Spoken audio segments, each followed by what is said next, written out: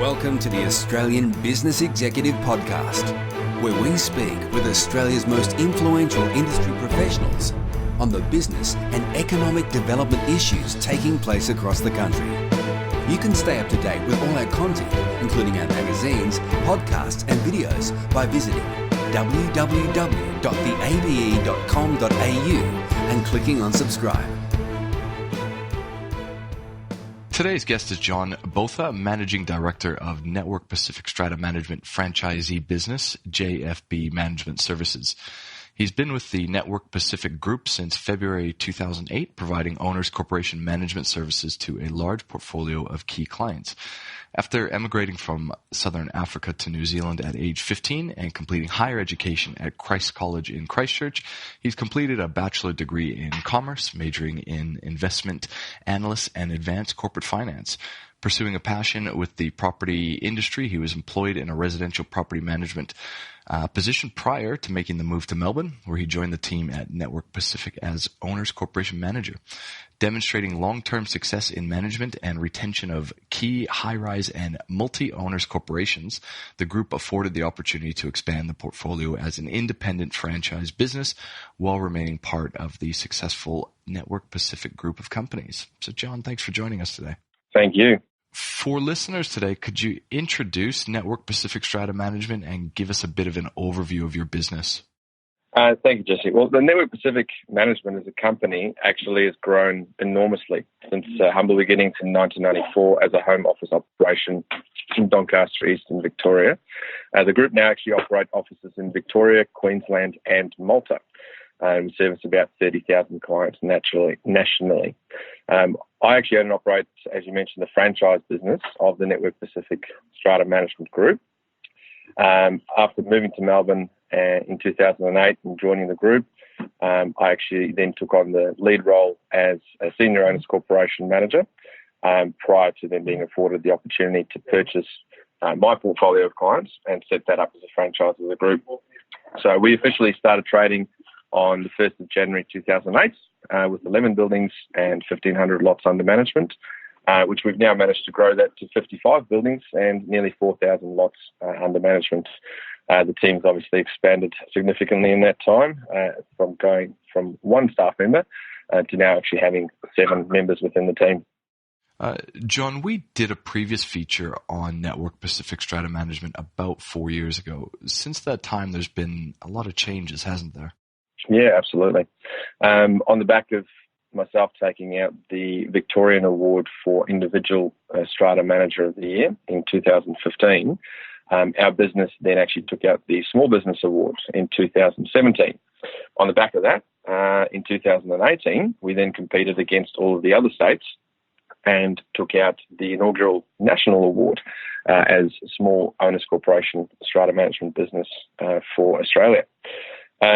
In 2018, we did have one of our staff members as well take out a corporate support role for Victoria. And we're very proud to actually announce, hot off the press now, that we've actually just been honoured in 2019 with the Medium Owners Corporation Management Business Award for Victoria. So with a bit of luck, next year at the Nationals in Adelaide, we'll be going up against the other states and hopefully go back-to-back in taking out this newly created award category as well. Excellent. The industry as a whole continues to face many of the same challenges last time we spoke. Do you, I guess, just want to provide a refresher, because I'm sure a lot of the people who are listening and reading to this aren't familiar with that, and just tell us a little bit about what's happening. Yeah, certainly. Legislative change is ongoing and ever evolving. We're still really waiting for the majority of those to come through. We have, since we've last spoke, seen the introduction of the new Owners Corporation regulations in 2018, which did actually seek to address some issues such as external appearance of lots and owners actually needing approval from the Owners Corporation formally prior to proceeding with those works.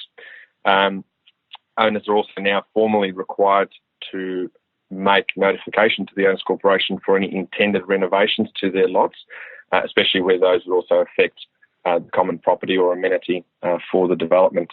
The Owners Corporations Amendment Short Stay Accommodation Act came through in 2018, which really sought to regulate the so-called Airbnb party houses and actually provide some avenues for redress for people that don't comply and make life hard for other residents within the properties. But ultimately, we still await the long overdue overall of the Owners Corporations Act. Okay. Can you talk a little bit more about this legislation, what it refers to? Yeah, certainly.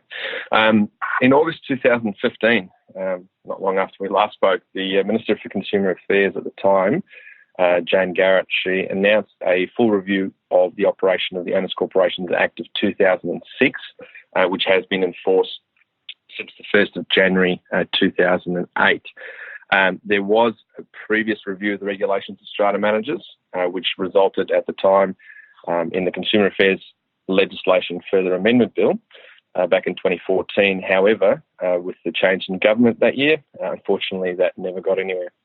There's since been 3 separate pieces of legislation to the current review. Each piece has involved a process and included, firstly, issues papers, and then secondly, options papers prior to final draft of that legislation. There has been numerous speculations as to when this is actually due to come to conclusion and fruition. Most of those dates have actually passed already, so I wouldn't be game enough to put another date forward for you. But at this stage, it is mooted that on the 1st of January 2021, hopefully the new legislation will actually come into effect. And this will certainly be the largest and most comprehensive overhaul of the original 2006 legislation, also involving real estate agents as far as sales, etc., are concerned as well. So we look forward with bated breath to actually see that come through.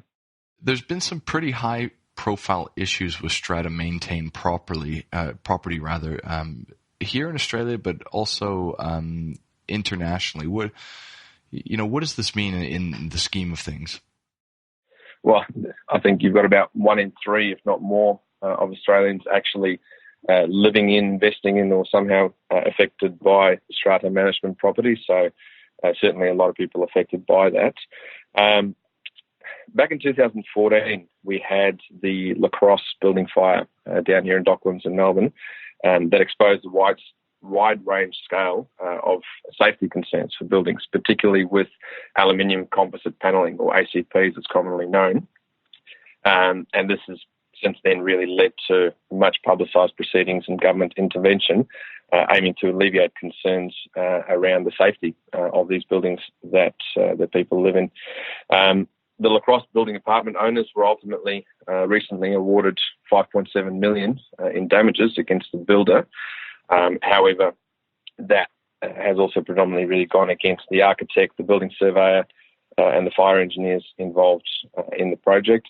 And that particular one is under appeal at the moment as well. So we'll see where that finishes up.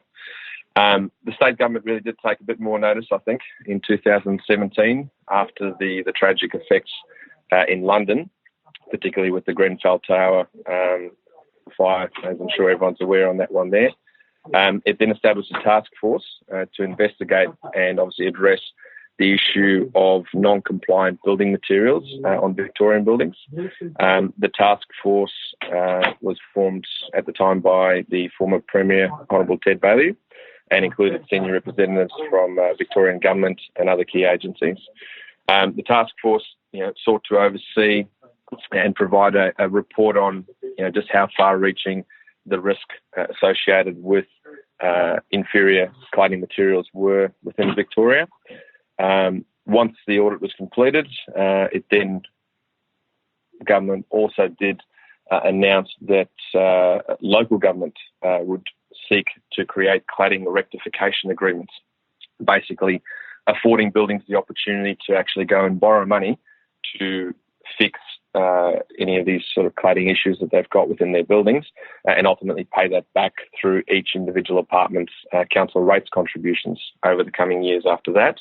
Unfortunately for state governments, very few of the local governments actually local councils took that up, so ultimately that never got off the ground.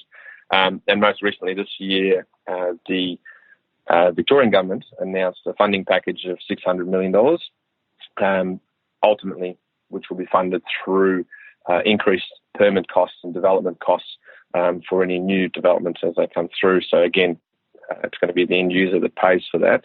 The issue certainly remains a live subject. The likely outcome, as I said, is that lot owners are ultimately the ones left to foot the repair bill.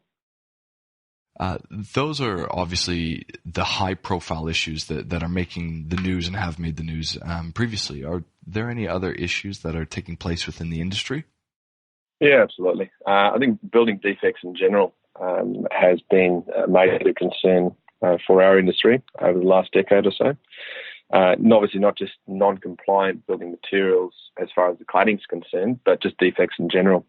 And that's predominantly come about since deregulation and privatisation of the building approvals process for the industry. So a number of defective properties around the place, and that just seems to be increasing exponentially. What happened was the councils in Victoria effectively were removed from the building approvals process, with the majority of building permits now actually being issued by private sector building surveyors. So until 2015, builders were even allowed to appoint their own surveyor to sign off on works being compliant and meeting code. These surveyors are now being held to account, obviously, with many of them finding difficulties obtaining indemnity insurance moving forward, especially after being caught up in the cladding fiasco. So that itself may see some implications in the ability for future building projects to go ahead if there is a shortage of building surveyors who could actually sign off on those. Yeah, right. Oh, that's okay. That's pretty interesting that it's sort of coming around and holding them to account. Before we finish today, is there anything else you'd like to add? Just a big thank you to you and the Australian Business Executive team for your efforts, really, in communicating and education around these sorts of topics to the greater community. Our client base really continues to shift generationally with, obviously, adoption of new technologies, bringing another new dynamic into it, and the demands and service delivery from our clients. Today we've got clients that send multiple emails on trivial matters and follow up with the matters of ours with multiple phone calls to make sure, did you receive the email? Have you done anything about it yet? The only thing we can really say, is this: clients and owners in strata-type properties need to be aware that the strata manager is a trusted advisor and an industry professional. We do strive to deliver the best service we can to our buildings, the residents and the lot owners within the ever-shortening time that we have available. Fair enough. Well, John, thanks very much for your time today. Thank you very much, Jesse.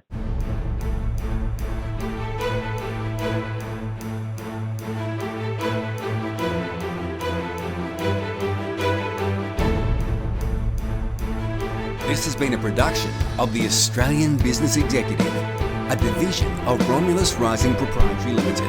All rights reserved.